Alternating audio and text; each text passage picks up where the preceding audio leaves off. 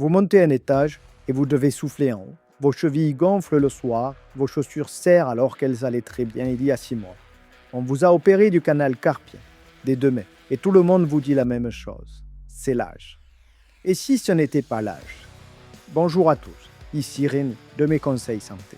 Aujourd'hui, on va parler d'une maladie qui avance sans bruit, pendant des années, qui touche un organe que vous ne pouvez pas mettre en pause, votre cœur. Je vais commencer par une image. Votre cœur, c'est une éponge souple. Elle se gonfle, elle se vide, des milliards de fois dans une vie. Pour faire son travail, il lui faut du vide, de la place entre ses fibres, de la souplesse. Dans l'amylose cardiaque, ce vide se comble.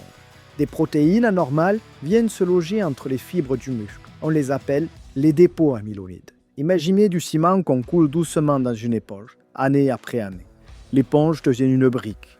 Et voilà le piège. Le cœur continue à se contracter, sa force reste souvent normale au début. Ce qu'il n'arrive plus à faire, c'est se remplir.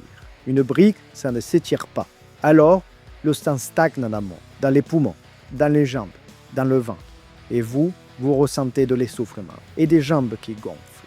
Maintenant, je vais vous parler des signaux, parce que c'est là que tout se joue. L'amylose cardiaque ne prévient pas par le cœur, elle prévient par les mains, par les tendons, par le dos. Parfois, 5 ans avant, parfois 10 ans avant. Premier signal, le syndrome du canal carpien des 2 côtés. Deuxième signal, la rupture spontanée du tendon du biceps, sans chute, sans effort violent. Troisième signal, un canal lombaire étroit. Quatrième signal, des malaises quand vous vous levez, une tension qui s'effondre debout. Cinquième signal, un essoufflement qui s'installe après 65 ans, sans cause claire. Pris un par un, chacun de ces signes paraît banal. Mais bout à bout, ils racontent une histoire. Et c'est exactement le message que je veux vous laisser aujourd'hui. Un canal carpien des 2 mains, chez un homme de 70 ans, qui s'essouffle depuis 6 mois. Ce n'est peut-être pas 2 problèmes, c'est peut-être le même.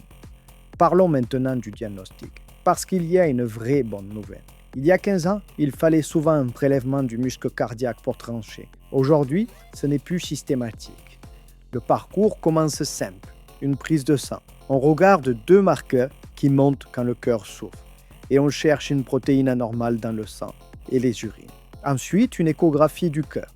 Elle montre des parois épaissies et un muscle qui a du mal à se remplir. Puis, une imagerie par résonance magnétique. Elle visualise le ciment dans l'éponge. Et enfin, une scintigraphie osseuse. Un produit qui devrait aller sur les os et qui se fixe massivement sur le cœur. Quand cet examen est très positif, le diagnostic peut être posé sans prélèvement. Une prise de sang, une échographie, une scintigraphie, et l'on sait. Deuxième partie, et elle est importante. Dans l'amylose cardiaque, les traitements habituels de l'insuffisance cardiaque posent problème. Pourquoi? Parce que le cœur n'est pas dilaté, il est rigide. À chaque battement, il éjecte un petit volume, parce qu'il n'a pas pu se remplir davantage. Pour tenir le débit, il lui reste une seule solution, battre plus souvent.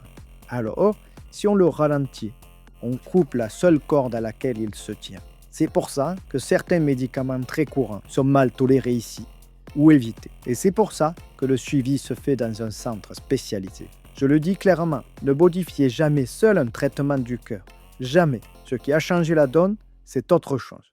On ne se contente plus de traiter les symptômes, on s'attaque à la protéine elle-même. Selon la forme, on stabilise la protéine fabriquée par le foie.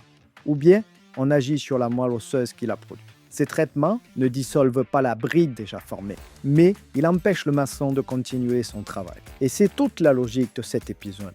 Plus le diagnostic arrive tôt, plus le mur reste mince. Alors, si vous vous êtes reconnu dans les signaux dont j'ai parlé, notez-les sur une feuille et amenez cette feuille à votre prochaine consultation. C'est parfois ça qui change le calendrier de toute une prise en charge. Pour retrouver la liste des solutions dont nous avons parlé et lire notre dossier complet, rendez-vous sur notre site mesconseilssanté.fr. Attention, ce podcast est informatif. Il ne remplace en aucun cas une consultation médicale. En cas de mal-être profond ou de symptômes persistants, consultez impérativement votre médecin ou votre pharmacien. Prenez soin de vous et à très vite.